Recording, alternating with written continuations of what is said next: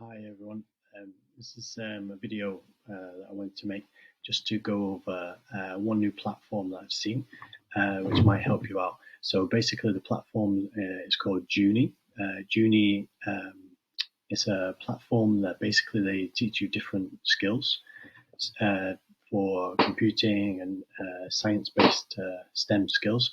That one of my students in class is using this, and her skills are super high level. I think he's been using it for about a year with the Python programming. And what happens is basically you sign up for this, they give you a, a tutor, so you can ask questions to the tutor and you can work through different projects. So they've got different languages on there, so Scratch. So you can see the site here. This is Juni.com. So it's Scratch, Python, and you've got Java. So if you're really struggling at home with your programming, if you're doing the GCSE or even if you're thinking about that, you can go onto this Juni site and you've got lots of good tutors.